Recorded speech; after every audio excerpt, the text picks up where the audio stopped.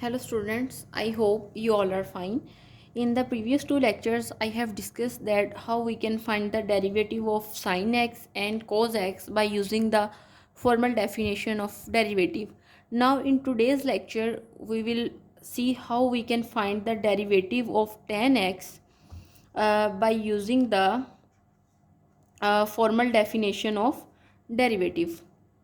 Okay, now we know that the formal definition of a derivative can be written as f derivative of x is equals to limit h tends to 0 f of x plus h minus f of x is divided by h. Basically this is the formal definition of derivative. Now our function f of x is equals to tan x, and we need two things here in the definition of derivative. First thing is f of x and the other one is f of x plus h. Then if we write f of x plus h, then it will become equal to tan of x plus h. Now we know the identity about tan of x plus h, but let me first substitute these values in equation number 1, then we will see that how we can use that identity. If I substitute these two values, first this one and this one, in the equation number 1, then I will get f derivative of x is equal to limit h tends to 0 f of x plus h is basically tan of x plus h, and minus f of x is tan x, and it will be divided by h. Now using the trigonometric identity, I am just writing it in a short form, I hope you will understand. Trigonometric identity of tan a plus b, but here it is x plus h. Then we will get that f derivative of x is equal to limit h tends to 0, and by using the identity here, basically tan x plus h is equals to tan x plus tan h is divided by 1 minus tan x and tan h. Okay, and the other one will stay the same, that is tan x, and it is the overall divided by h. Okay, now we will simplify it. How? Limit h approaches to 0, this line will be the same and the denominator will also be the same. Now we will take it as LCM, means we will write it as 1 minus tan x times tan h, and it will stay the same because when the denominator are the same, then we write this as it is, means we will write it tan x plus tan h minus tan x, and it will be multiplied with the denominator, means this denominator, not this. Okay, so we will get tan x times 1 minus tan x times tan h. Okay, now if we further simplify it, then it will become equal to limit h tends to 0, the upper one is the same and it will become in the denominator with h. So we write it as tan x plus tan of h minus, if we multiply this tan x inside, then we will get tan x plus tan x times tan h. Basically it will be tan square x because this tan x will be multiplied by this one, and is divided by h times this one, 1 minus tan x times tan h.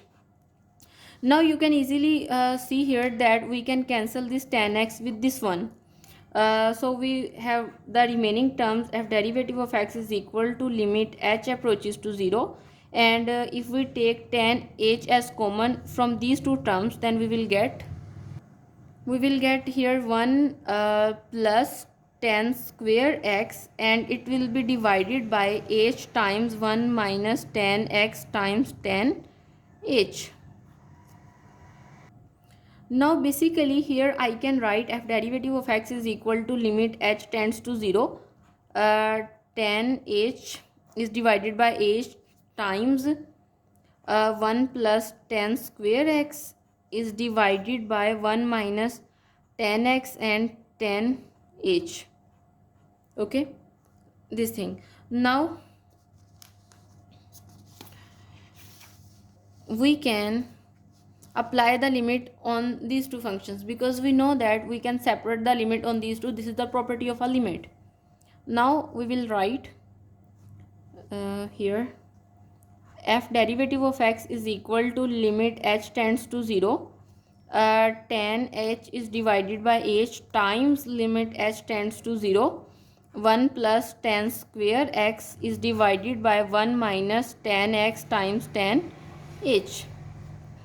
Okay, now we know that, first of all we will see that this term equal to what.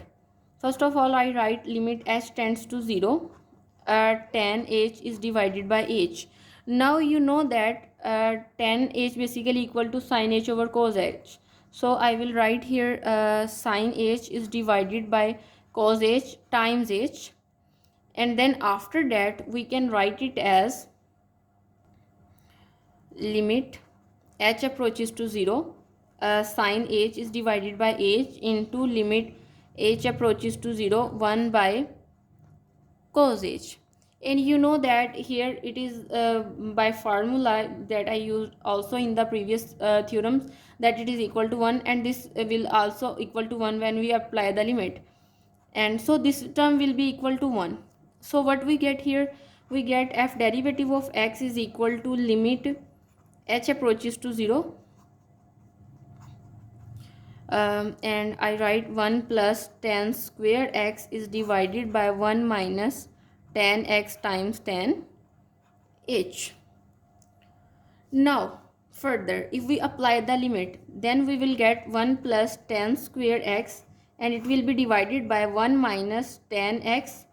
This is a constant term, so limit is only applied to this term and tan 0, and we know that it will become equal to 0, but 1 minus 0 is equal to 1, so the denominator is not 0, and we haven't get any indeterminate or infinite form. So 1 minus 0, and we will get here 1 plus tan square x, and that is basically a trigonometric identity, and it is equal to secant square x. So in this way we have get the derivative of tan x, that is basically f derivative of x is equal to derivative of tan x is equal to secant square x, and this is what we want to prove. Okay, now in today's lecture I have discussed about how we can find the derivative of tan x by using formal definition of derivative. First of all, I write here the formal definition, then I substitute the values. We have used 2 to 3 trigonometric identities, and here we get two terms, and first term get equal to 1 by solving it, and you can easily see this is a very simple procedure. And then after that, when we substitute the limit, we get a term denominator 1 minus 0, and that is equal to 1, and we use a trigonometric identity, and that is equal to the secant square x. And this is all about today's lecture. See you next time. Thank you.